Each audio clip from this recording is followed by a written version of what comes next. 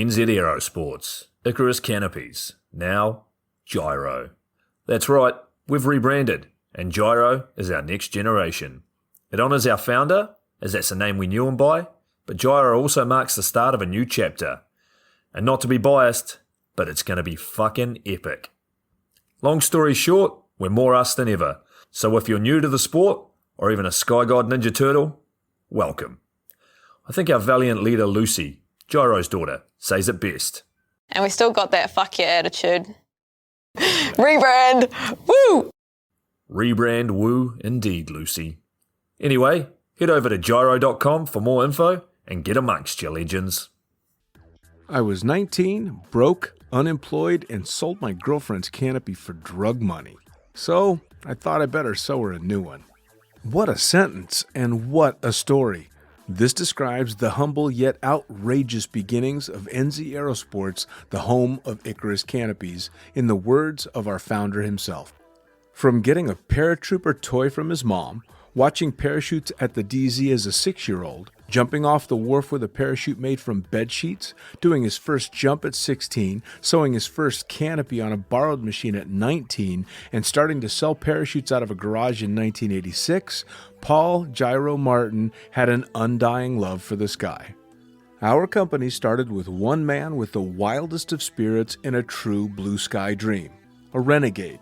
In the time that Gyro created and ran the Icarus Canopies brand until he passed away in 2017, he pushed everything he had to its limits. We miss him, and we always will. Gyro is the next generation of NZ Aerosports. It honors our founder, of course, because it was the name we all knew him by, but Gyro the rebrand also marks the start of a new chapter, our next jump. Gyro is the space between sound and silence, art and science, chaos and calm. Gyro is a state of epic tranquility that transcends understanding. That moment, in the door, in free fall, mid-swoop, where nothing but the present exists. A perfect balance of euphoria and thrill. Gyro captures our passion for flying and our commitment to designing break-the-fucking-rules canopies that deliver pilots pure, wild flight. Hey gang, so I got a new book out. It's called The Upside of Fear, and it's exactly what you think it's about. It's about the good side of, well, getting scared. In it, we talk not only about the science and biology behind fear, but the psychology as well. And it's not just coming from me, it's coming from some of the best in the sport. Omar Alhigelan, Jeff Provenzano, Maxine Tate, and so many more have contributed their sometimes terrifying stories to the book to help you overcome your fear. So head to the lunaticfringepodcast.com. You're going to find the link to the book there, as well as the other books. It's available in ebook, paperback, hardback, and audiobook right now. Coming straight from the cockpit, it's another episode of Lunatic Fringe with the fucking pilot.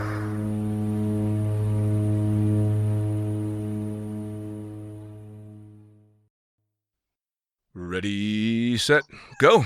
All right, the fucking pilot back in the can for another edition of Lunatic Fringe Into the Void, and we are going way back in the time machine on this one.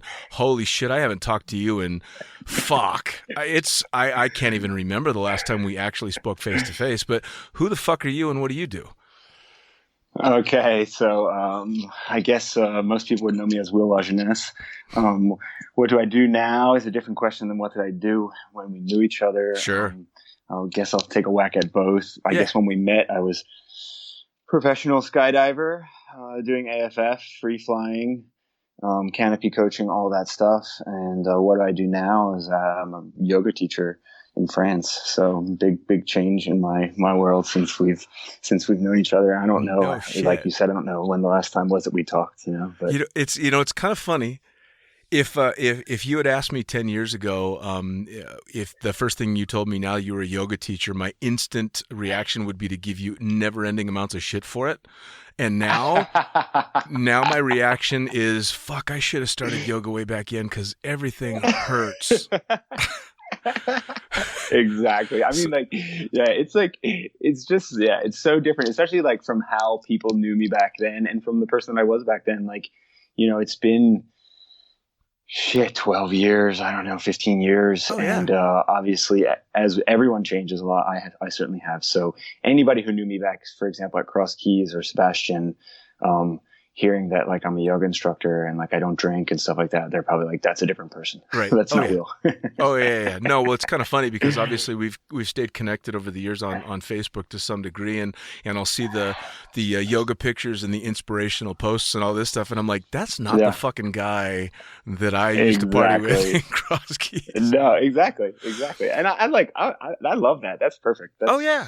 No, well, I think we've all got like 18 different versions of ourselves between then and now. So, and it's fun to see how they all just kind of evolve a little bit. But here, let's jump all the way back to the beginning. So, I used the term extreme sports before we started recording. Was skydiving your first extreme sport, or did you venture into that via something else? Yeah, skydiving was my first quote unquote extreme sport. It's funny. I really wouldn't even use that word to describe it. I realize that that's a word that like people use. Sure. But, I knew you would ask this and I thought about it actually. I remember when I was 18 driving in a car out to skydive Cross Keys with my friends who all were just turning 18 just to do our first jump. And all my friends were going to college. And I wasn't, and they were all talking about what schools they were going to go to. And somebody was like, "Well, what are you going to do, Will?" And I looked at him and I was like, "Well, maybe I'll be a skydiving instructor." And everybody just laughed. I hadn't even done my first jump yet, and they were like, "What do you think you should try it yet, or what at first, or whatever?" And I was like, "I'm pretty sure I'll like it." And that was it, man. I did one jump. I immediately talked to John Edos, who owned Cross Keys at the time. And I don't know if I can say his name, whatever. Anyway, sure. I immediately, I started working there and started jumping right away. And that was it. Like I did not take a breath outside of skydiving for 7 years. Now, what year was this? Man,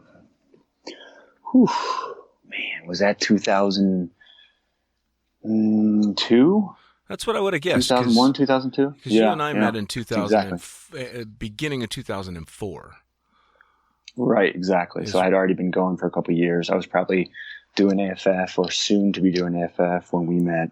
Well, when we first met, doing free flight coach. Yeah, you were doing a lot of free flight. It was you and Selwyn Facey were just locked hip to hip. You were there for me and Selwyn. Oh my God, dude! My first time ever meeting you, I showed up at Cross Keys. I had never met you or anybody there, and I was walking out to look at the landing area. You and Selwyn were sprinting, having just landed, running back to the hangar, and both of you stopped just long enough to me to go, "Dude, do you have a rig we can borrow?" And my answer was, "There's a green Javelin and a black Vector hanging side by side on the rack." And you went, "Thanks." And both of you guys took off. You didn't ask what fucking parachutes. You didn't ask if there were cypresses, nothing. So I didn't even get introduced to you before you guys had already jumped my rigs.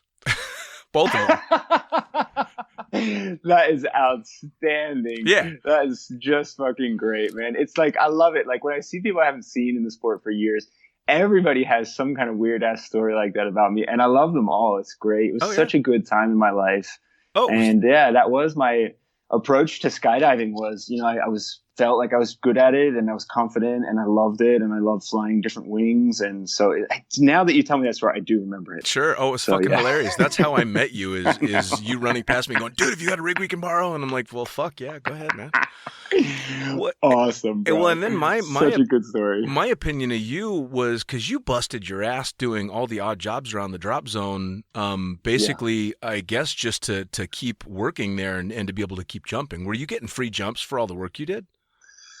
Okay, so I was just telling somebody about this the other day. We had such a fucking sweet deal. John Edos basically said, "You do whatever I say, basically whenever I say, and I will pay you." We had the choice, like we could invoice him how we wanted. It was either $10 an hour or one jump an hour, and so it had incentive for him and had incentive for us because he obviously didn't want us to pay us the money. Sure. He would rather give us the jumps, which don't really cost anything. One fun jumper slot on an Otter doesn't make any difference when he's sending up 6 tandems, Right.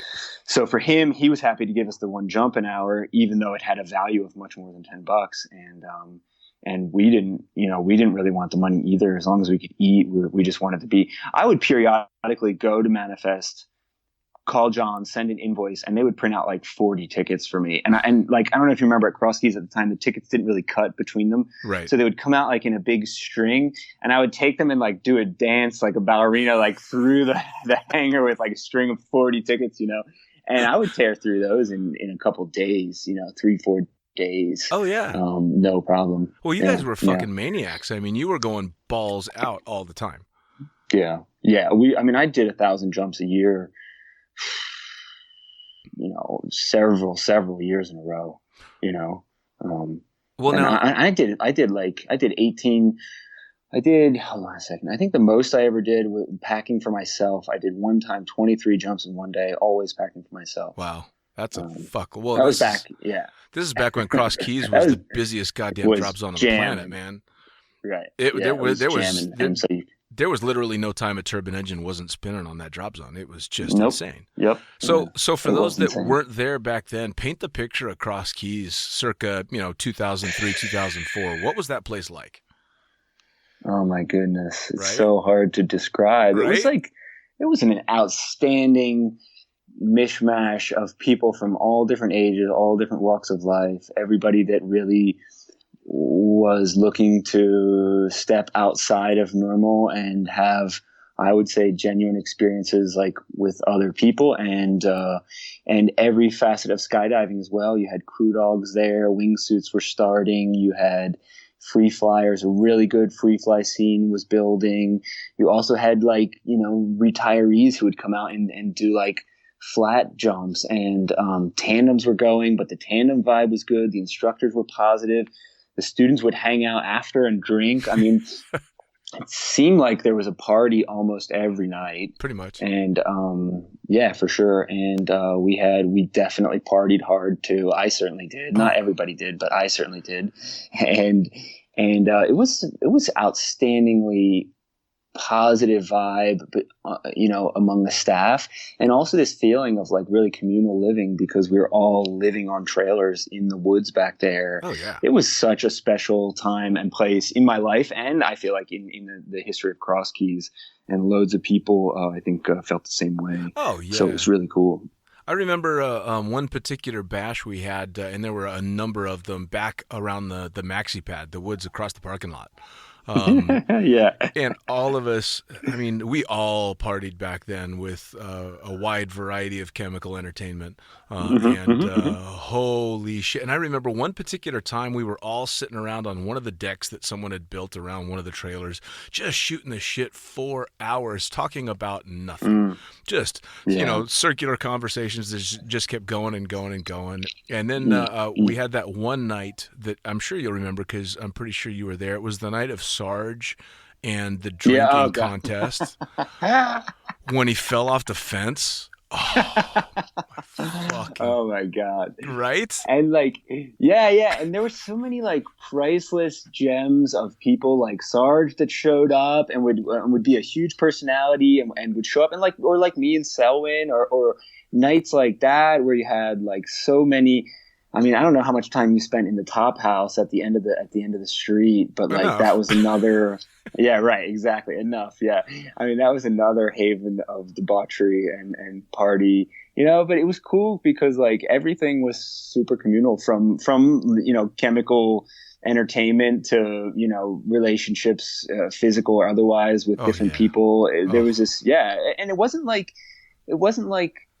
I don't think it was like weird or dodgy. It was like everybody just kind of shared time and space and energy, and it was awesome. I jokingly call it the most incestuous drop zone that I've ever been at, because it was 1 degree of separation. I mean, everybody slept with everybody. Everybody, yep. And it was so much fun. I mean, it was fun, man. And why not? Everybody kind of got to know everybody else's secrets. There was no hiding anything from anybody else, because either you'd slept with this person or the person next to him had slept with this person. It was exactly.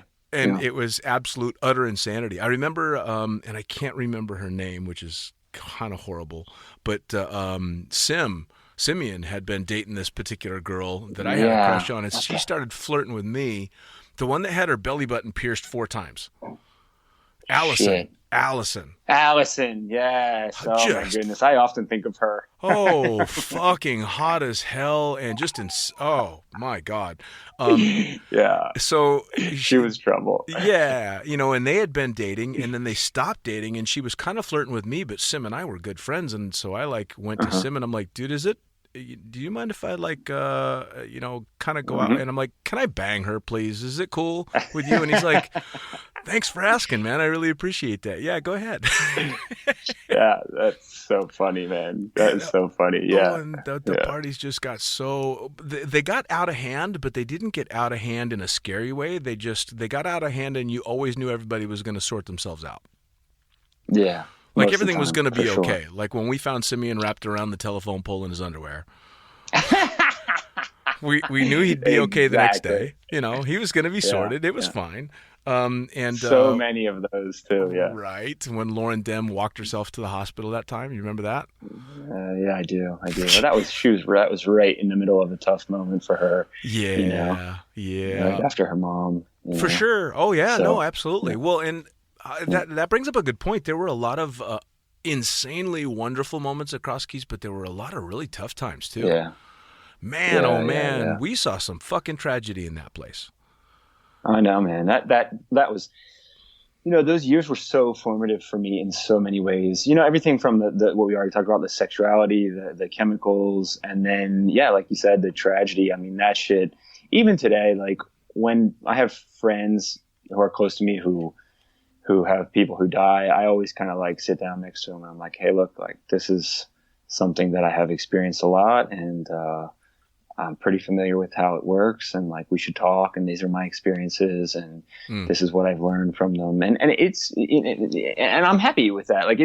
I've taken all that stuff and then it's become a tool for me that is applicable in my life to help other people. Sure. And so that's super cool.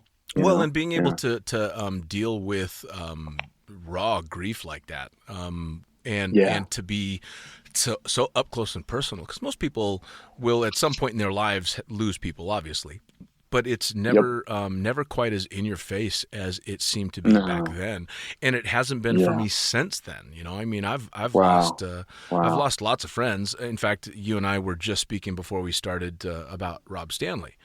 A fucking great friend, a wonderful guy, as unique as they possibly come, batshit crazy. And he should have never died. The guy was, going to live to be 180. That's how most people lose people. They get the telephone call, they get the message, so-and-so passed. But Cross Keys back then for us was, we watched it. It was so many too, right? There were so many. And such they came fast and hard. Yeah, right, exactly. And people that you knew that because it's I don't know. Yeah, we were talking about the communal living. Everybody was sharing so much space there, so that even when it was somebody who you didn't really like that much, right. It still was like losing a brother. Sure. And it seemed like they all came hard and fast. And then, when Sarah went in that one just really, there was a wave of grief that went through the community when Sarah went in that I've never experienced like that. That was everybody simultaneously lost their daughter and their sister and their girlfriend, all in one person. Yeah. Because that's kind of what she was to all of us. Of course. Yeah. Well, I've often told the story when she was getting ready to do tandems, she came to me and was going with Jackson and I and Kim Worthington to go to the gym and train to get stronger, to be able to handle the flare for doing the tandems and stuff. And so we became pretty close when all that was going on. And that was when she would walk up and she'd give you the most amazing fucking hug. Just these long, almost more than lingering hug, and tell you sincerely, "Oh, I love you," and you knew it was real. Yeah, and it was a very unique experience to somebody. Everybody gives the little hug, "Love you, bro," but she would hold on to it and make sure you knew. She had a minute. She always had time like that to give to somebody, and never a negative thing to say about anybody. So that was a big hit. That one, and there were people who, I don't know if you remember, but Norman Norman almost altogether stopped jumping for years after that. And I know he's going again, but he wasn't for years. And he never said to me, and I never heard him say or anybody, but for me, it was like he was gone after that, you know. For sure. And I think it just took that long. And I'm still not right about that one, you know. That's it's right up there with Stanley. It's probably more important with Stanley. You know, her and I had been together, you know, romantically that year, and I mean, she just had a way of drawing you in, and it still just feels like an unfinished story, you know. Of course. But yeah, right. That's and I mean, I remember, I think that's the only time I've ever just full on cried on Jump Run was on her Ash jump. I remember just like, I don't know who was flying, if it was, must have been Edo's, you know, and somebody just saying door, and like I remember just lifting up my goggles and just wiping the tears off my face. And yeah. Well, I was down in Wildwood when it happened, and my first reaction was, all right, I'm done. You know, there's no way. You know, and I'm on the beach in the fetal position, just trying to hang on. Yeah. And they're like, dude, we gotta finish this day. Please help us out. And so I got back on that fucking Alouette helicopter to go do a jump. And I remember rolling off the strut of the Alouette, literally crying so hard as I'm doing a tandem that I couldn't even focus on the ground. That was something else, man. That was something else. Yeah. It's I just got goosebumps just thinking about it. You know. Yeah. You know, they all hit pretty hard too. I mean, I know you were there. Just before I got there was Paul Rafferty. Granted, that was not a skydiving incident, but it was definitely a Cross Keys incident. Definitely Cross Keys. And he was the guy that hired me. So I showed up to Cross Keys going, "Hey, so where's Paul?" And everybody's like, "Oh yeah, he's dead." What? Oh man, he's dead. Yeah. And then the next one was Kusky, and the funny thing about Kusky was I'd only been at the drop zone for about 2 months, maybe 2.5 months. But it goes back to the communal living that you've mentioned. We became so close, so fucking fast that it was, you know, just normally. Oh yeah, it's a guy I met a couple of months ago. No, this was him, you know, and then Sarah and Ron, and then PJ, and all these fucking people. Jesus Christ. PJ too, man. That was a tandem. That's so bad, right? Man. That's a really, really bad one. It was kind of the Cross Keys curse, man. I almost look back at those and think that with the highs that we had at that period of time, there were bound to be some crazy fucking lows, and there were. Exactly. There really were, for sure. For sure. Now you actually made yourself kind of infamous at Cross Keys for one particular jump. Yes, yeah, and you'll recognize this story right when I started. So I had the opportunity to sit down and interview Mr. Bill Booth, and oh man, awesome. So I brought up the same story to Bill, and this was the skyhook cutaway. Yeah. What did he say about it?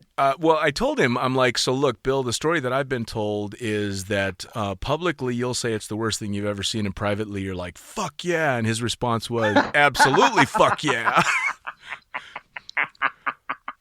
Well, that's it. That's all I need then. If I've got Bill Booth's approval, I'm good. Yeah, he confirmed that he still thinks it was the stupidest thing he's ever seen, but it was badass.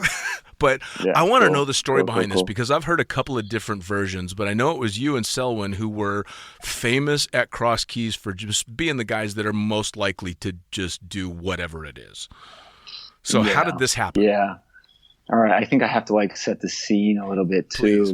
Please. First of all, this is at a time when I was gaining rigging experience. I was gaining base jumping experience. I was gaining, I was packing reserves, even working on building harnesses. So I was really getting familiar and comfortable with rigging and packing. And as I say, I'm base jumping a lot too. So I'm pretty comfortable being low and doing what seemed like really high risk situation if you're skydiving. And I was 19 or 20 and probably thought I was invincible. Right.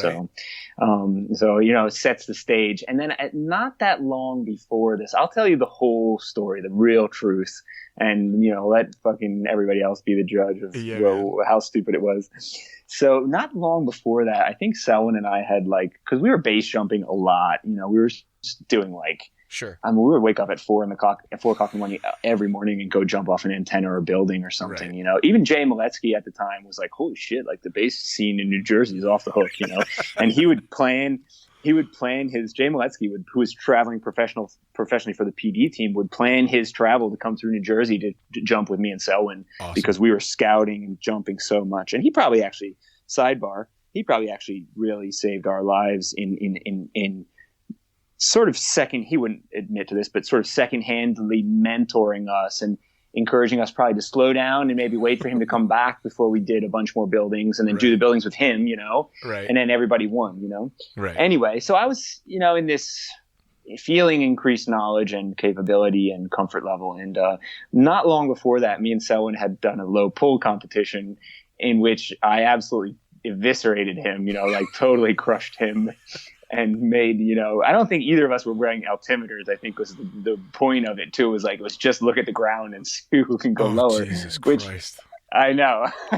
And neither of us had cypresses. Like, I mean, this is not a good idea, kids. I don't recommend this, but I told you I'd be honest and tell the whole story. Right. So Selwyn had some like, you know, he's like, I lost that one. So like, I need to, you know, win the next one or whatever. And then we started Skyhook came out. We're, you know, playing around with it, and Cruzy was excited about it. We were all excited about it. And damn, I don't remember whose idea it was to pack one slider down, can you see the picture? I don't even remember. I don't even know if it was slider down. It might've actually been slider up. I'm not sure. I think it was. I've heard stories both ways. I've heard slider up and slider down. All I know is that I watched it live, and it was the most ridiculously amazing thing I'd ever seen. I feel fairly confident that it was slider up, actually. Oh, yeah. I don't think Cruzy would have done that, and I don't think I don't remember the slider being down like on the risers, you know, when I packed the reserve, and I know we didn't take it off. Pretty sure the toggles were going through the guide rings. I have to look at the picture. If I look at the picture in my head, I can almost see the slider up. Sure. But I could be misrecalling it. Anyway, so we did a couple chops and we were like getting more comfortable with it. And like John Eddowes is like, let's do one super low at like 500 feet or whatever. And I'm going to be up there with the helicopter filming you guys. And like, you turn on the final and just one chops and then the other chops. And so Selwyn's like, all right, well, secretly between us, let's see who will go lower. You know what I mean? So like he was hoping for round 2 of the low pull competition. Right. And he was flying a big canopy, like a 210 or something. So he was like cruising around in full flight, like no hands on the toggles, just hands on the cutaway handle, whatever, looking at his altimeter. And I was on something like bigger. So I had to fly in like full brakes to hang with him and couldn't really see my altimeter. So I was just looking at the ground and kind of waiting for him. And he like took it down. Eventually he was like, fuck it. I think he was like, fuck it at around like, let's call it politely 250 feet, you know? And I saw him chop. I had to let go of the brakes, go to full flight. I also wanted to turn around. I think I did like a toggle, you know, flat toggle turn of about 180 degrees after that. And I was pretty low, man. I don't know how low I was. I know I was well lower than 200 feet, you know, well lower than that. I bet I was around like 180 when I hacked it. And I felt confident that it was going to be okay. I was also kind of over the corner of the pond. And if you recall correctly, I barely had time. I did flare a little bit, you know, but like the canopy wasn't completely pressurized, I don't think. So the flare didn't really do a ton. And so I do remember limping a little bit out of the landing area, my ankle being sore. And I did kind of like, you know, almost stood up like right next to the corner of the pond. And yeah, so when most people have seen, there's still that picture in circulation of me.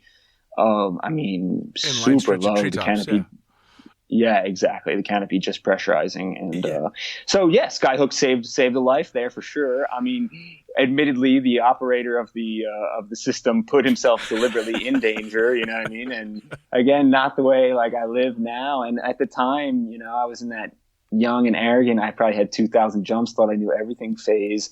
And that would have been pre-Sarah, and that would have been pre-Ron, that would have been pre-PJ, and that would have been you know, it's at that really dangerous time for a skydiver when you have enough experience to be good and not enough experience to know how truly fucking dangerous it is and how quick and how sorrowful it is when you lose people. And Well, so I watched that jump happen from the ground. It was funny because we had finished the day of jumping, and then everybody we were told what was going on because it was Egon was out from Relative Workshop. He's who brought the rig out for us to demo, and then Cola was out from PD. And I remember finishing up, and I think I was editing videos or something, and I put it away, and I rushed out to the landing area to be able to watch it with everybody else, and I ended up standing right next to Egon. Egon is watching as you guys are coming in, and he's super excited and jacked up and ready to see this amazing display of the Skyhook. Shit. And then he watches Selwyn cut away, and he's like, holy shit. And then he looks to you, and he's like, okay, don't cut away. Don't do it. Oh, fuck. And I'm standing right next to him, and this is the goddamn rep for the rig, and he's like, don't fucking do it. Holy shit. And all of us are just dumbfounded. I mean, and that was like the beginning of my sponsorship as an athlete too, which is insane, because I went to get on sponsored by both of those companies, PD and Relative Workshop. And so it's one of those things, obviously probably the execution maybe wasn't as thought out as well as it could be. Although I'd like to make the argument that it was informed by gear knowledge. Sure. But, it's one of those things people were like, oh, fuck, and you shouldn't do that. But wow. Right. And that, that piece of equipment has definitely gone on to save lives. And then later, I did more test jumps with it in a more controlled setting, which were also super, super informative and super productive. Sure. And we were lucky too in Cross Keys because that was kind of the place that everybody went with shit like that. I mean, when they first came out with the Micron, do you remember that? They brought it out to us and said, as long as you go with a licensed skydiver, fucking do whatever you want. And it was Jacko, Worthington, and I, them free flying the shit out of a Micron and me trying to keep up with them shooting video. Was fun as fuck. Yeah. We got to do all kinds awesome. and Edos was taking us up in the Alouette just to do those jumps. So I was doing, free helicopter jumps all over the place. Yeah. He liked that shit too. Oh, dude, he was the biggest shit stirrer of us all. I mean, wasn't he the one that kind of made sure that everybody knew that the backhoe had keys in it when Kusky tied himself to the bucket? I don't know. Maybe that might be a true story that he was the one that said, hey, there are keys in that backhoe. I mean, he did like to stir shit, but he also liked to have plausible deniability. So of course. Well, fuck. Dude, I'd only been there for about a week when, as the new employee, Edos asked me to return a van that they had used, I think, for somebody's bachelor party that went down to Atlantic City.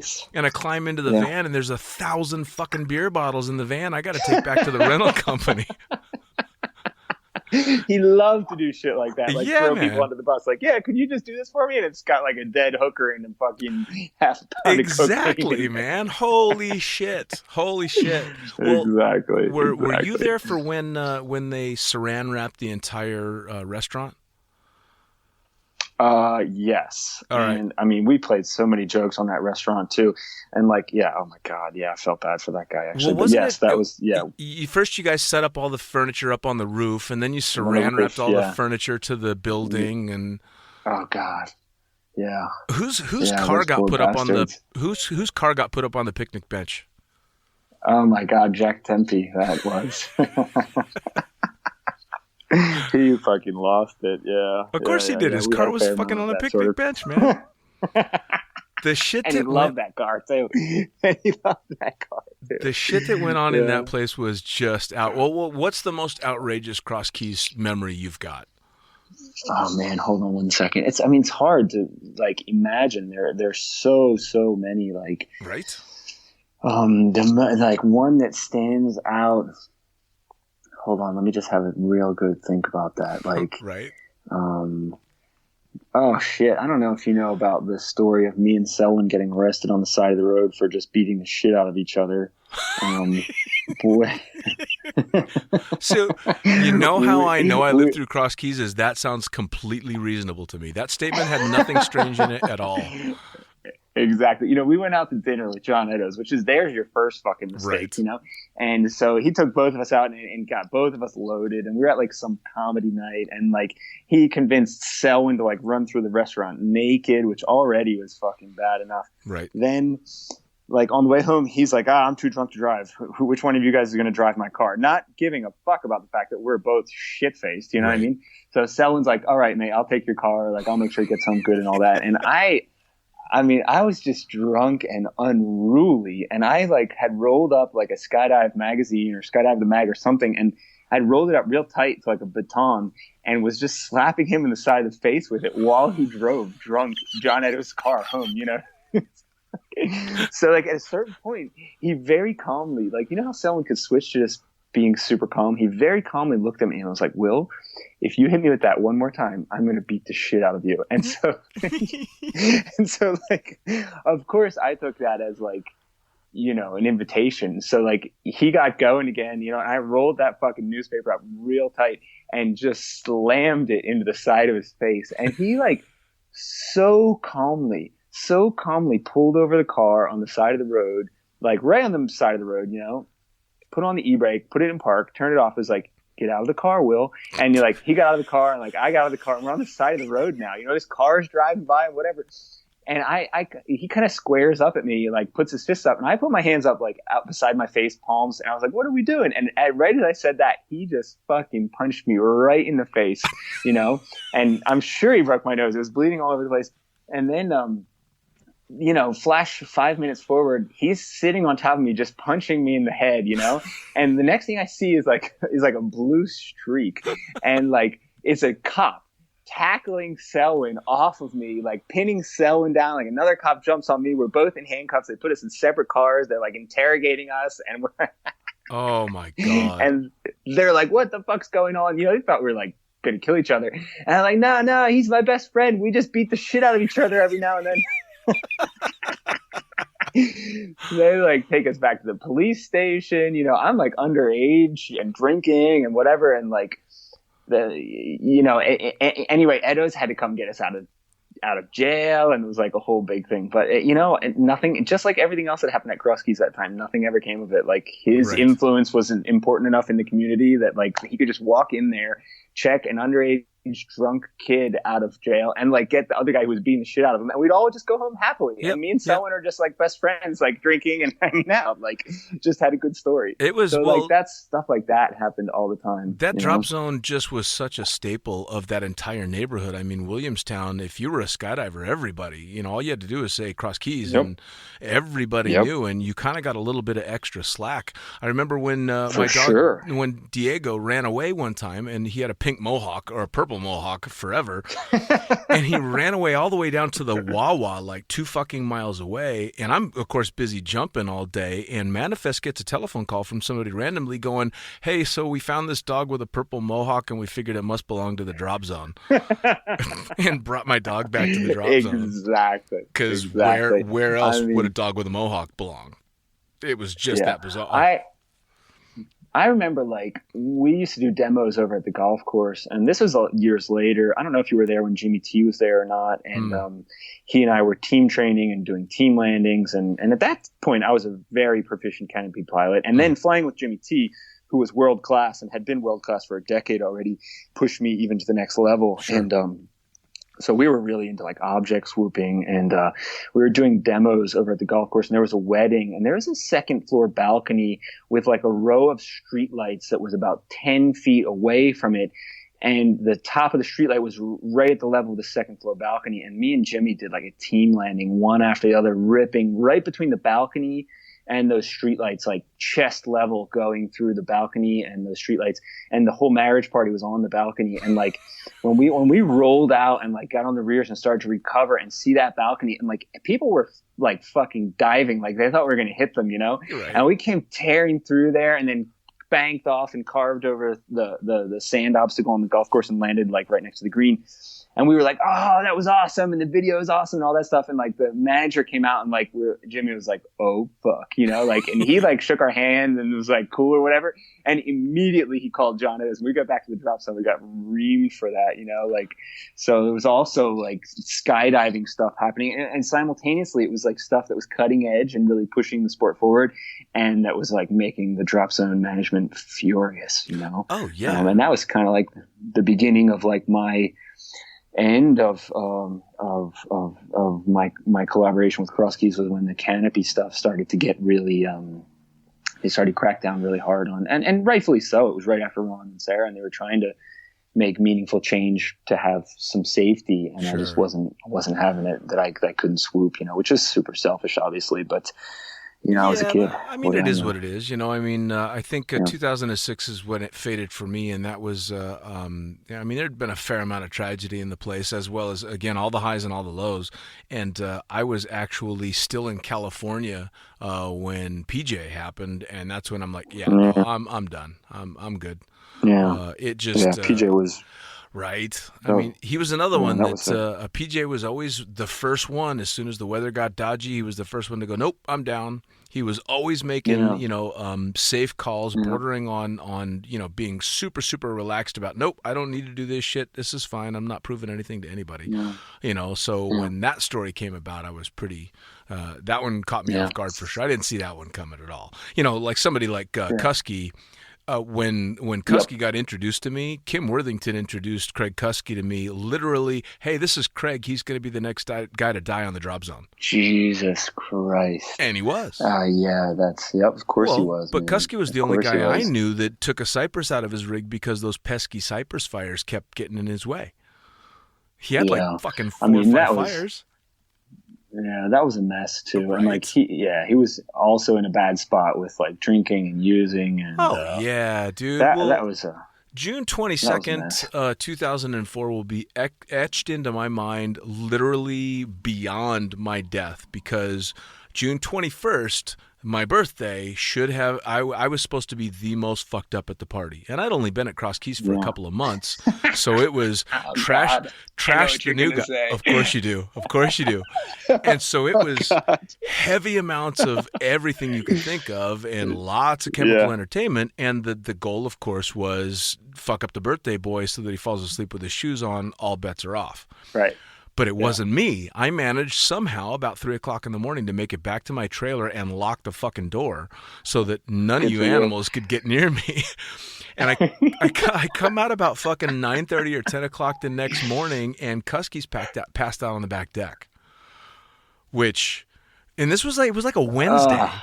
So I forgot about this. When you asked about the craziest story, this is actually the craziest story. But it's also my favorite. Go right ahead, please. This is I honestly can say to this day, I have mixed feelings about this story only because it's simultaneously so joyful for me because it was the hardest I've ever laughed. Right. And it's also so sad for me because I knew that I would never see anything funnier in my life again. Right. So it was the best moment, but also I knew that I would never reach that level of comedy again in my life. It was very bittersweet. So yeah, right. Exactly. And I also didn't get along with Kusky. He used to give me so much shit. I don't know why. If it was because I was young or talented or what, but he always used to fuck with me. And so I did not like that guy as much as everybody else did. Right. Anyway, and I remember him just weeks before he died being like, you're going to go in, Will. Every time I've said that to somebody, I was always right, blah, blah, blah, blah, blah. And then he went in and I was like, fuck you. Anyway, So anyway, he passed out. He was supposed to help me and Selwyn and maybe even Doug Urban work on some project for John that morning. And he fucking passed out on the back deck, overlooking the landing area, not just on the deck, but with his back in the middle of a step. There was a step in the middle of the deck. And he fell asleep in the most impossibly uncomfortable. I mean, fell asleep is not the word. He was passed the fuck out. He was unconscious. He had his shoes on and some shorts, and that was it. And I don't know. I think he had done something to Selwyn recently as well. He had punched Selwyn or something, and he didn't have the relationship with Selwyn that I did, where we could punch each other and it was fine. Right. So Selwyn was pissed at him as well. And let me tell you something. Do not fuck with Selwyn. Right. Whatever you do, don't fuck with Selwyn. So Selwyn goes at it nice and slow. First he gets some marker. He's drawing on him. Then somebody's like, I got some scissors. And Selwyn cuts like a surgeon, up the legs of his shorts. And cut. I'm sorry. I can't stop laughing. Cut the shorts. I know. Cut the shorts off of him. Right. And then kind of like a magician pulling a tablecloth out from under glasses, just yanks it out from underneath him. And so then Kusky's laying there just naked, covered in marker, and I think somebody put nail polish on him. Somebody put nail polish on the tip of his dick. Yeah, you know what the funniest part bad. about that one though was when Selwyn did the magic trick and yanked his shorts out from under him, literally everybody in that crowd took a second to pause and went, I didn't think his dick could be that big.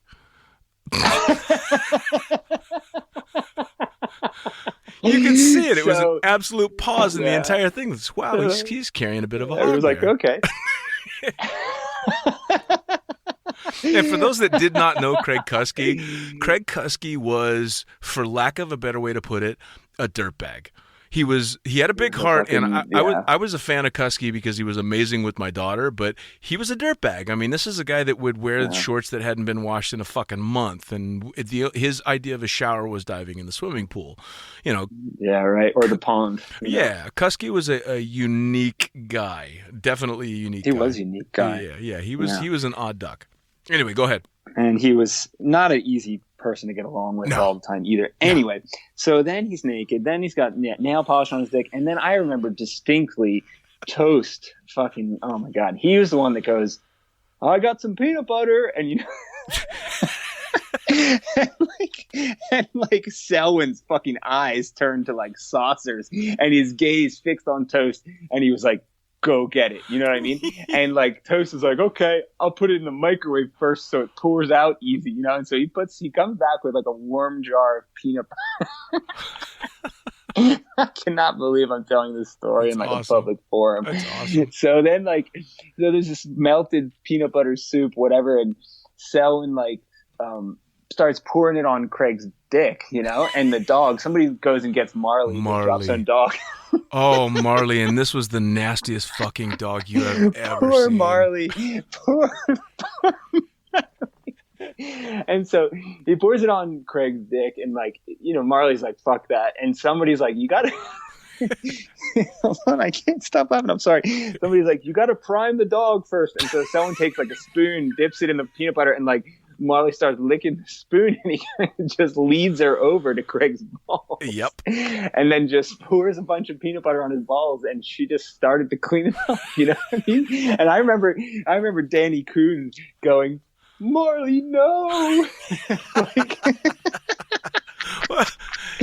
And the fucking absolute cacophony of laughter. I mean, we must have been 30 people. It was the entire staff.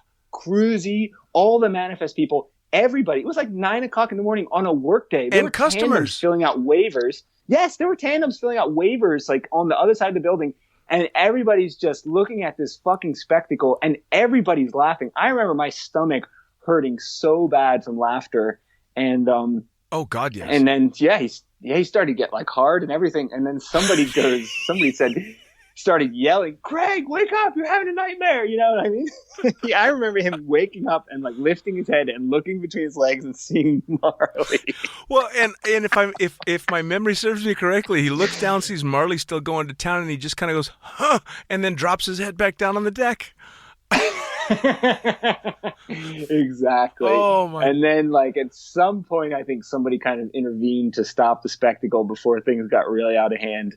And I remember him like getting up and running into the hangar, and there was this scale there that we weighed tandem students on. He was buck naked and there were tandem students in there, and he stood up and put his hands up and went, I made weight, you know, like he was a boxer getting ready for a fight. And like me and Pancake and somebody else like wrestling him to put a jumpsuit, like a student jumpsuit on him just so he wouldn't be running around naked. Yep. And we put a jumpsuit on. Maybe it was you. I don't remember who it was, me and somebody else. And getting a jumpsuit on him and then him just passing out again. And just, I was like, at the same time, my life had reached its pinnacle of like seeing the funniest thing I'd ever seen. Oh, yeah. And also like, it was the last time I would ever laugh so hard. So I know there's video of that around, but I still haven't seen it. You know, people, some out of some misplaced respect won't let that video air. I know that's such bullshit. That is such bullshit. Like, anybody who thinks that's respecting Craig did not know Craig. Right. Exactly. That's my thing. Is I mean, come on. I mean, because he ended up getting out of that jumpsuit, and because it was my day off the next day, I made damn sure I had June 22nd off so I could recover from what I assumed would be the roughest night of my life. It turned out to be the roughest night of his life.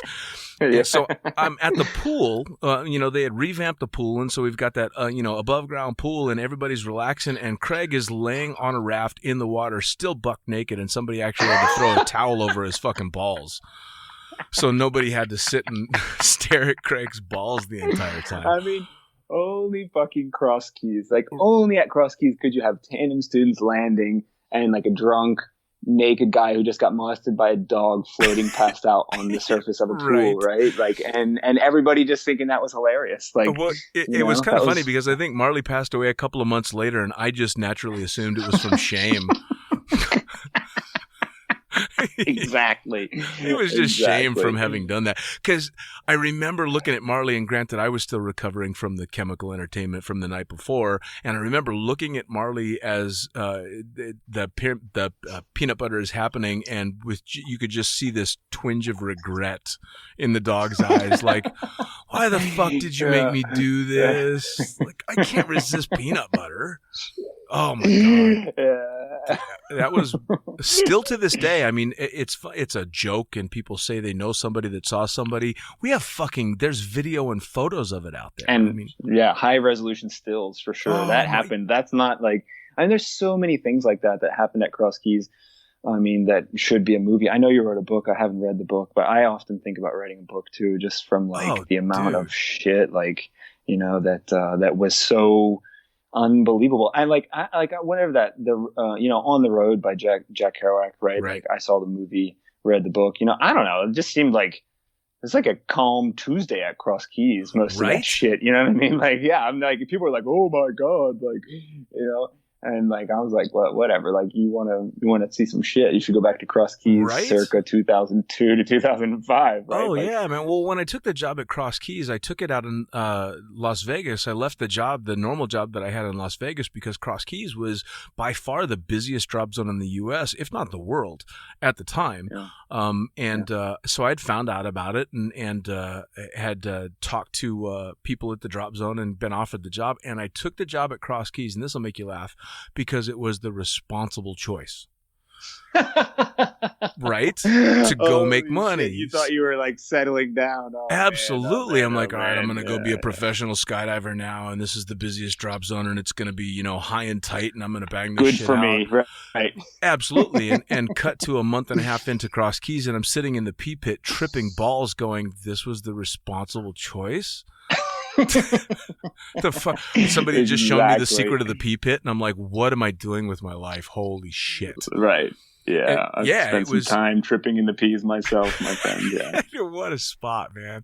That drop zone just, sure. It's funny. I've had Norman on here. Oh man, I got to listen to his. Oh dude, it's wonderful. Yeah. Well, Norman, he's such a storyteller, and so you listen to Norman talk, and we talked quite a bit about Sarah, and she had given him a Bible before she had passed away, and he kept forever.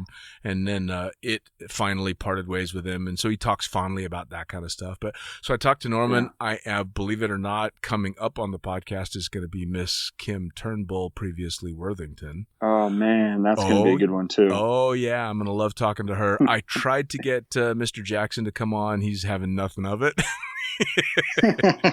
He wants nothing to do with this shit. Can't blame him. Of course he doesn't. No, but lots of Cross Keys alumni, that have been back there, and there were such amazing people back there. I mean, that I always look back on fondly, even those that are gone. I mean, Liz Mann was a close friend of everybody's. And what an amazing human being she was. Every time I think about her, I can't help but smile. Same as Rob Stanley. You just you just can't not grin, a lot of bittersweet stuff, but a lot of amazing stuff. Now, when you decided to transition away from Cross Keys, where did you end up going from there? So, right after Sarah died, not right after, I guess another season, but, the following year I met Angela, who's my wife currently. And I was pretty traumatized by having lost Sarah so quickly. And we had been together romantically, and we had talked about just before she died, like we had spent another night together and said like, let's get serious about this and let's make this happen. I don't usually talk to that about people. It was 4 days before she died, right before I went off to Wildwood. It was like, okay, let's make this happen. And, had exchanged some pretty important feelings or whatever. And, and then she was gone. Sure. And, so when I met Angela, I was like, okay, she's awesome. And I was like, will you marry me? I was like, right away.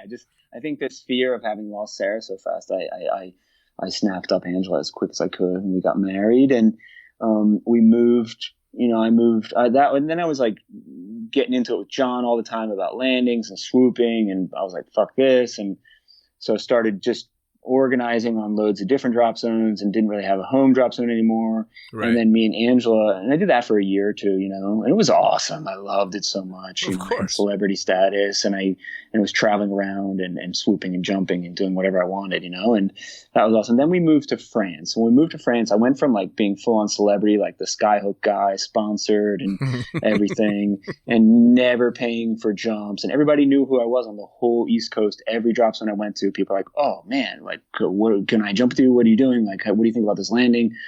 To like being in France. I worked on in Spain in Imperia Brava for a minute with like doing a little bit with Babylon, but like not really. And then I was like, there's like a local DZ close to my house where I live in France that was super expensive, tiny Cessna operation. The staff were kind of douchebags. Nobody really knew that much about what was going on. Like I was jumping RDS. They had never seen it. Like they thought I was having like reserve fires or something. Like they're like, what the fuck is that? Like, you know what I mean? Right. And so, and it was like 38 euros a jump, which at the time was like $50. So I had been getting free celebrity jumping all over the country, and now I'm supposed to be paying $50 a jump for a crappy drop zone jumping by myself, essentially. Right. So I just kind of was like, ugh, not into it. And I started base jumping more and slowly stopped skydiving. And then, not just like going from being free jumps and celebrity status to like paying expensive jumps and being a nobody. I was like, fuck that. I was probably too arrogant for it at the time. Sure. So then I was base jumping a bunch, and then when the kids were born, I was jumping a lot by myself. And then the end of my serious base jumping career, I was like in Lauterbrunnen, and my wife was like in the landing area with both of our kids. No, she had Red Sky, who's my daughter. It was like a year old or something, and she was pregnant with Livingston, who would be born shortly after. And I was like standing on this cliff, looking at my family, just being like, "Fuck, that's too much pressure." You know what I mean? Like it's this weird juju having your whole family there waiting for you.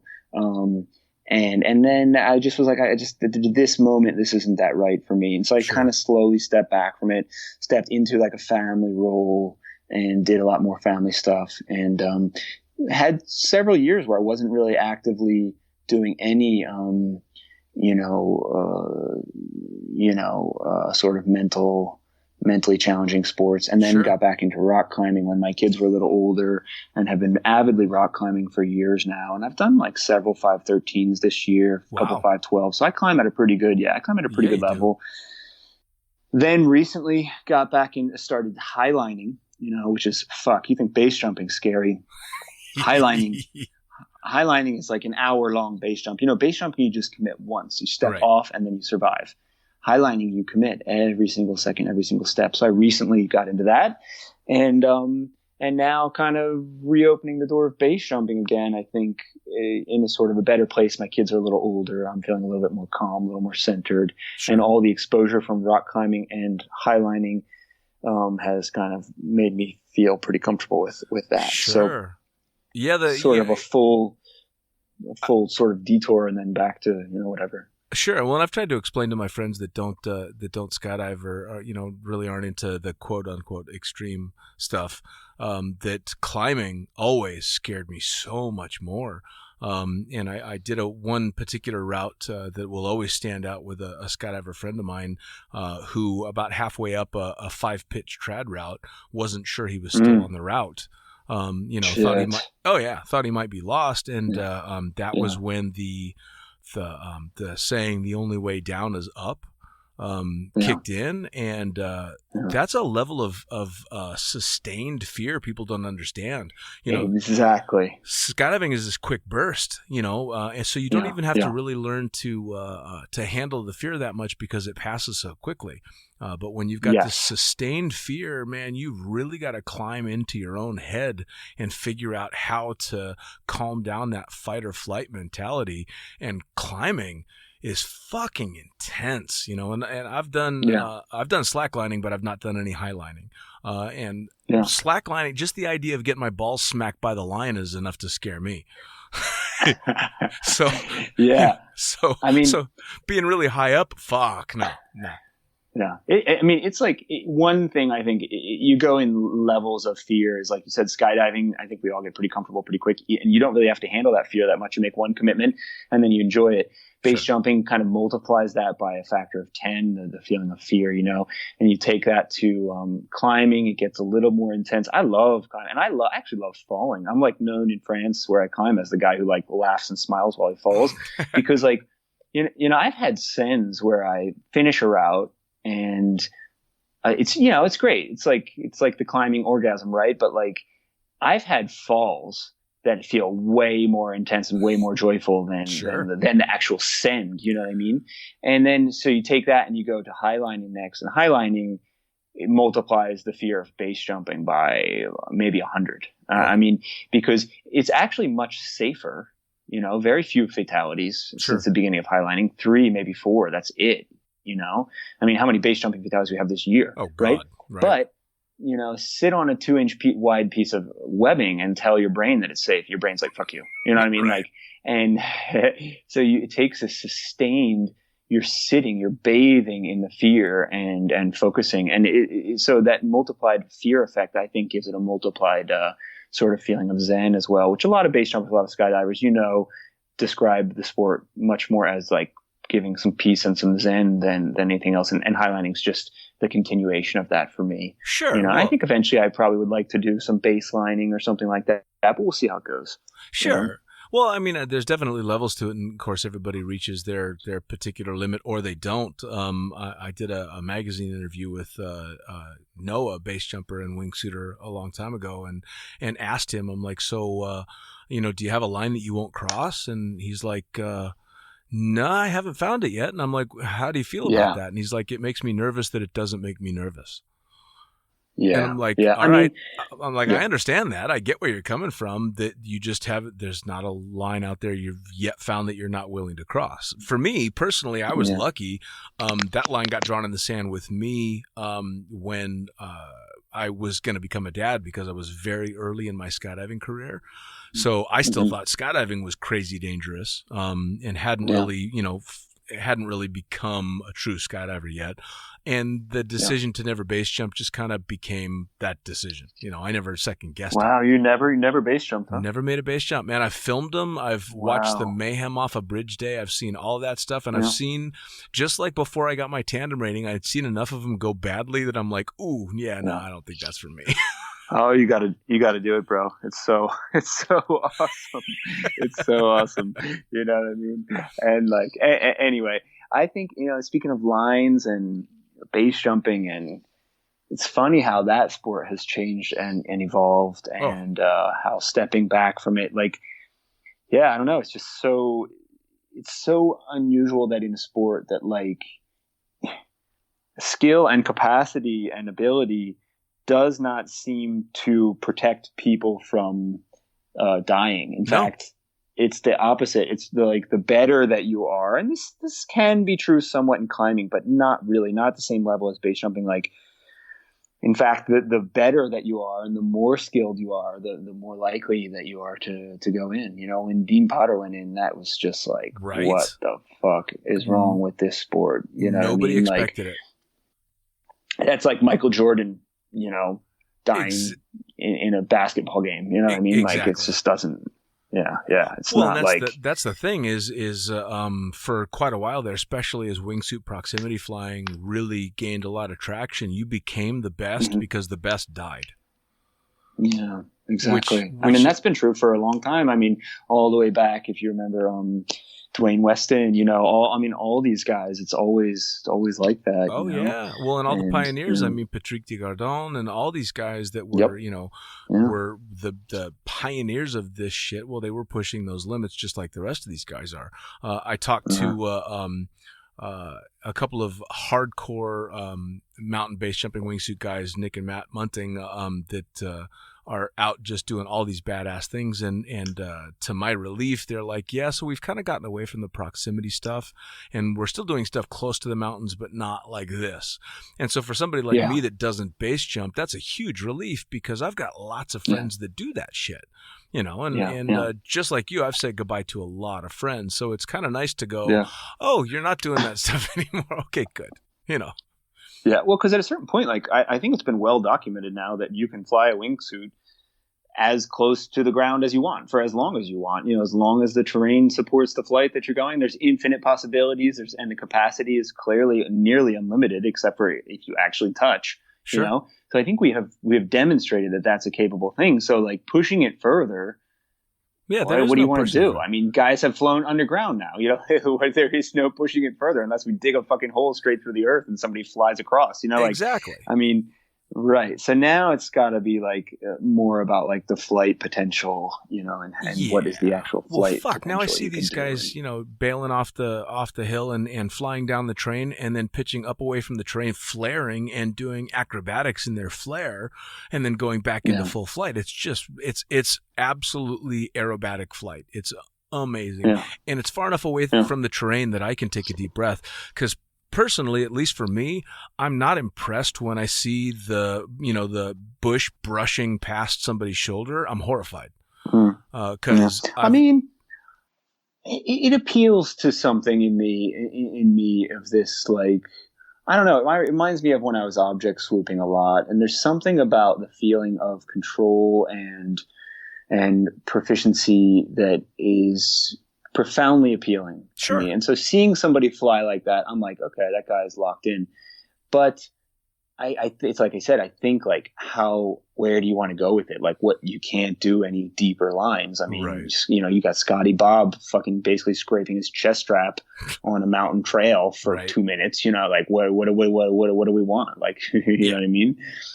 So there was a huge amount of freedom for somebody like me who woke up one morning and went, oh, I'm never going to be the best at this or that. I'm never going to be the best swooper. I'm never going to be the best free flyer. I'm certainly never going to be a badass base jumper. And there's a huge amount of freedom in just going, oh, I got nobody to impress. I fly my little Velo 96 and I have fun with my fucking 270s, and that's it. No one's ever going to go ooh and ah with my swooping, which is amazing. Because it allows me that freedom. So walking away from it going, I don't need to be the best. I'm never going to be a champion. Any of that stuff is kind of nice. It really is. Yeah. I think that's part of how I kind of really started to kill my enjoyment of it, was like, I did think I could be a world-class athlete. And I think at a time and a place I was, Sure. I was world-class in swooping and in free-flying. And there is a pressure, at least in my head. And there is pressure that comes with that. And I felt a tremendous amount of pressure, and it didn't make my skydiving very joyful. And that's why now when I jump, it is so fucking amazing, because I have zero pressure, and I haven't jumped in years. So when I jump, it's just pure joy, and it's like totally automatic. The instinct to fly, to fly a canopy, to fly my body, it comes back immediately, and I feel almost completely as proficient as I was. I'm sure I'm not, but I feel that way. But it's all joy. It's all pure joy. There's no stress. When Liz died and we were doing, I did like 20 jumps that weekend. I hadn't jumped in like 4 years. I did like 20 jumps that weekend, and doing high level free flying, and just felt great about it. And it was so nice. I'm here in Moab, base jumping now again. And I did my first jump in years, since probably 2014 was my last base jump. And, no, 2016 maybe. Anyway, was my last base jump. And, immediately felt 100% comfortable. Like I jumped canopy open. My brother, who actually static lined me or PCA'd me, was like up there, and I knew I was pretty close. I just yelled up like, "I'm good, bro, thanks," and just flew immediately. The instinct of flying the canopy, I felt like I had done it yesterday, and my accuracy was good, and my landing, I stood up my landing, you know, Sure. and so yeah, it's amazing. Well, it was the It's an same amazing thing sport. when I got back into jumping, because I took about 4 years off and wasn't jumping at all, Right. because I transitioned into flying Yeah. planes for a long, long time. Right. And I'd always been Yeah. a working skydiver, you know. I mean, I started shooting video, then I chucked drogues, and then I did AFF, and that's just what I did, you know. And so I took those 4 years off, and I decided I'll jump again if the idea ever, you know, really starts to appeal to me. And a buddy of mine, after about 4 years, had been, hey, you know, you're not flying these next few loads. You should come make a jump with me. And the idea actually made me nervous. I'm like, ooh, skydive, holy shit. And I went and jumped. And for the first time in literally 15 years, I made a fun jump. And it was amazing. Yeah. And so now I'm just a fun jumper. You know, I'm an average. That's awesome. Yeah, it's fantastic, man. Awesome. I'm an average free flyer. I'm an average canopy pilot. Nobody's ever going to be impressed with anything other than the fact that I'm having a fucking blast. Exactly, bro. And that's all that matters. And it's great, man. Oh, yeah. Yeah, it's great. It's so great. Honestly, the one thing, like, periodically I'll toy with the idea of getting current again, and usually I'll jump and I'll be like, yeah, I'm gonna fucking get current again. It's gonna be awesome. Right. And like the one thing that really, really sticks in my mind that I have never done, and that is the only stone that is unturned for me in skydiving, is tandems. I have never been a tandem instructor, and I feel like I would love to just be like the UPS guy, like just hauling fucking loads of useless meat on the first jump, and like enjoying that reaction of the canopy opening and taking people you know or you don't know on their first jump. I think is probably a pretty special thing, and that's definitely in my mind. Oh, I think it of definitely like, in the wow. headspace that you're in nowadays, especially because of all the yoga and stuff.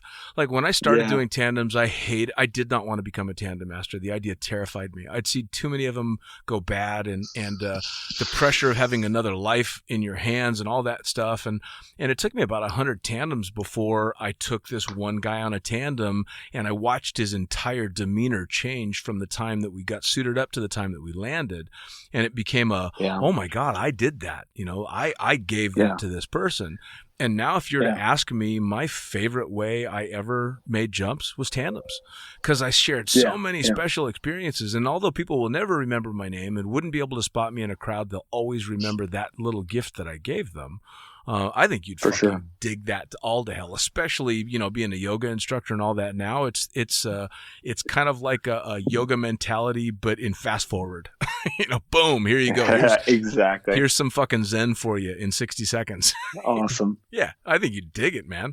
And it's a challenge. I mean, too. I loved AFF, and that's the same thing. Actually, AFF's a challenge. I loved AFF for all those reasons: the sharing and the giving somebody something cool and new, and yeah, I just never did tandems because I really wanted to always be flying my own canopy. But now I don't give a shit. So right. I don't know. We'll see. You know, it could be cool. Could be a fun little way to. It's an entertaining way to do it, and it's also a very cool way to start to learn people in a big way. Obviously, if you're doing AFF, they've already kind of got the desire to make that jump, but it's really cool to take someone who maybe this tandem was a birthday gift for them, and they're really not sure about this shit, and to have to try and figure out that mental puzzle to make this particular person comfortable with the fact that you're going to potentially try and kill them. You know, and exactly. It's an amazing thing to watch them face this ridiculous fear, overcome it, and then not only just face the fear, but turn out to have a shitload of fun. It's a really cool thing. Really, really cool. Yeah. So now, speaking of, how did you transition into the yoga thing? All right. So, I mean, well, that's a whole other thing. Is like I'm pretty. If you talk to people about me and cross keys, like, one of a few things will come up, and usually it's like either the skyhook jump. Right. If I'm lucky, maybe it'll be some kind of cool skydiving related thing, but probably not. Or it will be something related. It'll be something related to like me drinking or taking drugs. Right. So, the transition into yoga happened for me because, like, hold on, let me just think now. 9 years ago, I had to take a long, hard look at my consumption of alcohol and drugs. Sure. And decided that it was unhealthy. My relationship with alcohol and drugs was unhealthy, and made the choice to get sober. And so I have been sober for going on. I'll be 9 years completely sober, no drugs, no alcohol. Wow! Congratulations. Thank you, sir. In about 3 weeks. It'll be September 29th. So maybe not even 3 weeks, 2.5 weeks. I'll have fully 9 years, That's which is cool. a whole other, that's a whole other TED talk we could do. But Right. anyway, exactly. So that kind of like started me on this other path of like self exploration. And as a part of that, I ventured, into, as I mentioned, climbing, but also into yoga, started practicing yoga, found that like I really loved it. And then I loved the stillness and the movement and the concentration and the meditation. And I think all the things that people love about yoga. So I started practicing myself. And then we had some sort of situations at home that were going to require that, like, for years I was a stay-at-home dad, which was awesome. But then we came up on some situations at home which were going to require that I get a job. And at that point in my life was like, I am not doing something that I don't love. Like, I'm not going to do it. You know what I mean? And I had a very, very close friend who was a yoga instructor, and she was like, well, like, you know what you need to do, right? I was like, no. She was like, you need to become a yoga instructor. I was like, get out of here. You know what I mean? And so she kind of convinced me to do a training. I did my first training. I started working right away. Honestly, I really believe strongly. And when I do my CVs today, I still put my skydiving stuff on there. Sure. And I really believe that, like, the amount of time that I spent free flying, teaching, doing AFF, because it's the same exact thing. It's proprioception, it's focus, it's body positioning and movement and control. Sure. And I really feel like all of that gave me, when I started teaching, I think I started with like a level of comfort and proficiency as a teacher that a lot of other yoga teachers don't have for years of teaching. Sure. And so I got trained and I started teaching right away. I've been doing that for several years now, 3 years. And now I teach about 16 hours a week. Nice. Which is a pretty full week, and it's great. I set myself up. I work 3-4 days a week, teach 16 hours a week, and I make, really good money in Geneva. And, I feel really, really fortunate. Just like skydiving, kind of fell into it and then committed myself to it hard and love it. Love it. Nice. Super, super happy. So you're in an area of France that's close to Geneva, Switzerland? That's correct. Yeah, I'm just outside. Like I live in a village called Chennai, but it's a tiny little village in the French countryside. And in fact, the closest thing to where I live is Geneva, Switzerland. That's super cool. I mean, especially considering you and I met in Jersey. I know. It's bizarre the path that it took, right? I mean, because none of that insanity that went on in Cross Keys and whatever led us to Cross Keys, none of this would have happened if it weren't for that shit. Mm-hmm. I think about exactly, that all the time. And that's it. Yeah.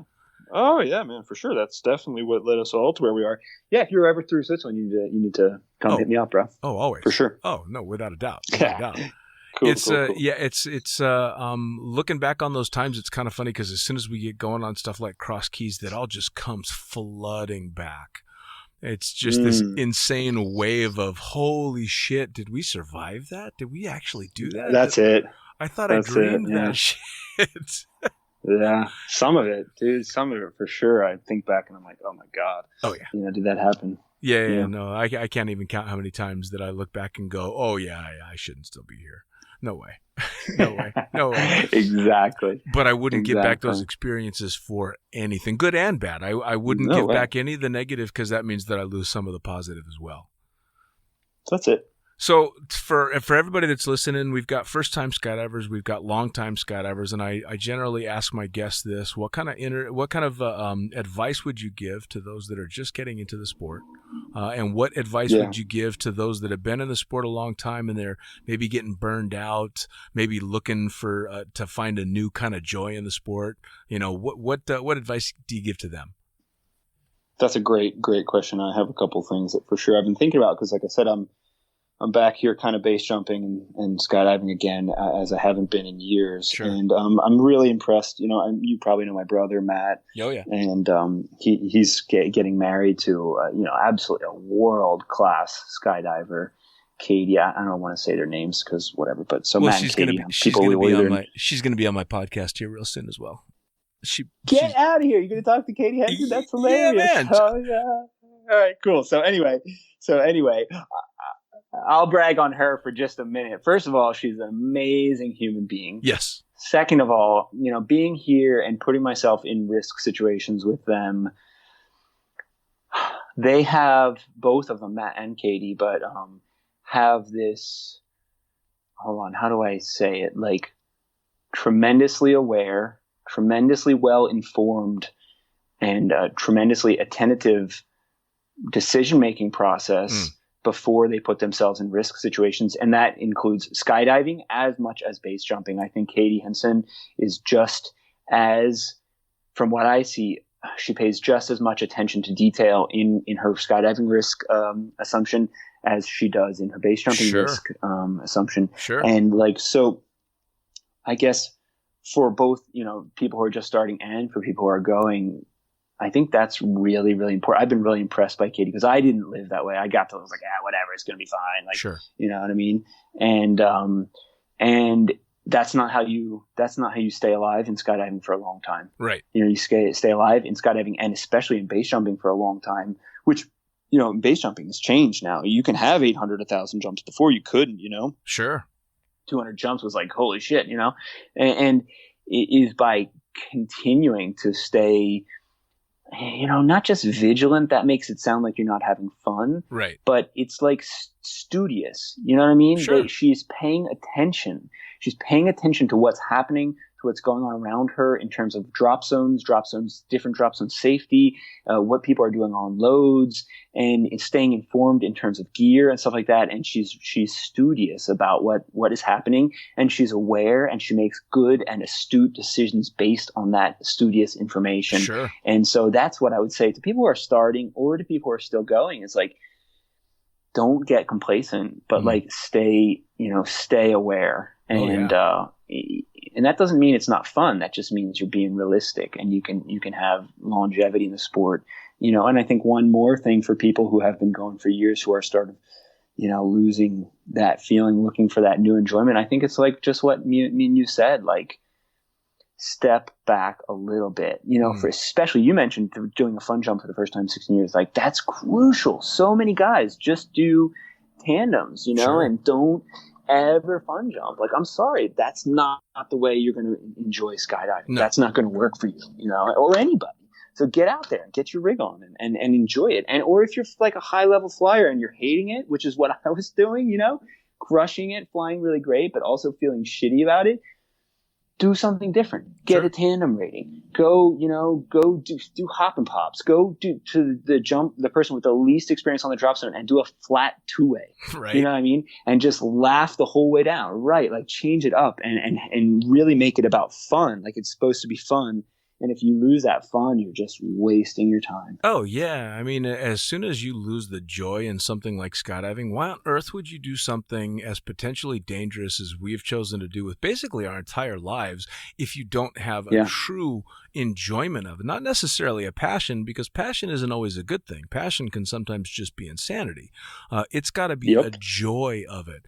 And now I'll go out and make those goofy jumps when I go up to altitude and literally just, all right, you grab here, I'll grab there, we'll roll this way and see what happens. And you just fucking laugh the entire skydive, Exactly. And that's the big benefit too, you look back at the career 11,000 jumps later, and those 11,000 jumps only allowed me to do one thing, and that's to giggle my ass off all the way down on this skydive because I was vigilant enough to make sure that my equipment's up to par and that I know what the fuck is going on.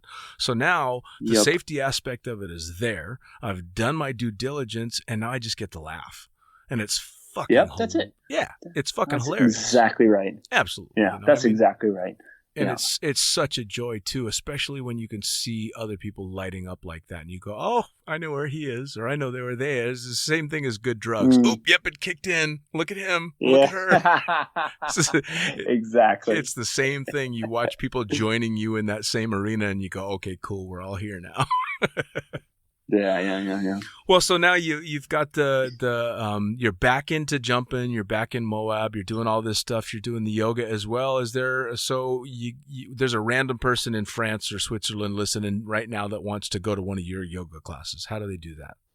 They can definitely find me on Facebook. Will Lajeunesse for sure is easy. LASHOHER. Or, yeah, I mean, there's a couple of Geneva yoga studios where I teach, Soham Yoga Geneva, also Sphere, yoga studio. And that's the easiest way to get me. But probably Facebook is the easiest. I think you and I are Facebook friends. So anybody who's listening to this, who's looking to get some time on a yoga mat or a high line or a rock climb, or I don't know, maybe do the occasional jump, can definitely find me on Facebook through you or my name. Awesome. Well, I guarantee a whole lot more conversations are going to be coming up about Cross Keys. I have a feeling I'm going to want to hash out some more Cross Keys stories with you for sure. Oh man, I would love that. Let me know. I don't think I'm going to get, what's your listenership on this podcast like? Do you know? Like how many downloads I'm doing about 3,000 downloads a month now. Holy shit. Yeah. I had no clue. I thought I was talking to like 30 people. Fuck no, man. No. People might actually hear this. There's a few people that are going to hear this for sure. That's why I always give my guests the option. Like, if you said something you don't want to say, tell me before I air this fucking thing. No, man. It's all good. It's all good. I'll be curious. Yeah, I'll be curious to hear if I hear from anybody or anything. Oh, you will. You will for sure. That's the benefit to the fact that I've been doing this with Blue Skies Magazine, because they've got such a big reach, and I've been writing for them for 10 years now. So, yeah, that's amazing. Yeah, so they pump stuff out there, turns out that all my being full of shit for all these years has helped out in one way or another. Good for you. Well, I'll tell you what, Will, don't hang up quite yet, but thank you so much for taking the time to sit down and talk to me, man. This has been fucking hilarious. Yeah, I really enjoyed it. It's been absolutely wonderful. I really appreciate the time, man. Take care of yourself. Thanks. You too, bro. Cheers. Well, there you have it. Another episode of the Lunatic Fringe podcast, brought to you as always by, well, wait, not as always, actually. Brought to you now by Gyro. Formerly known as NZ Aerosports, you'll head to gyro.com for their next level line of canopies. By Pussfoot, the Extreme Sports Collective. Head over to pussfoot.com to check it out. By Summit Parachute Systems, check out summitparachutesystems.com to talk to Jarrett Martin and the gang about kick-ass pilot rigs, rigging courses, and more. By Flyaway Indoor Skydiving, go to flyawaytn.com and check out all the cutting-edge stuff to come. By Pure Spectrum CBD, head to purespectrumcbd.com to check out their wide range of CBD products. And as for us, head to the lunaticfringepodcast.com to listen to any of the hundreds of episodes currently available, hit the link for our YouTube channel, pick up your copy of the Lunatic Fringe book or The Accidental Stripper, and get a sneak peek at upcoming guests. Once again, thanks for listening. We'll see you next time.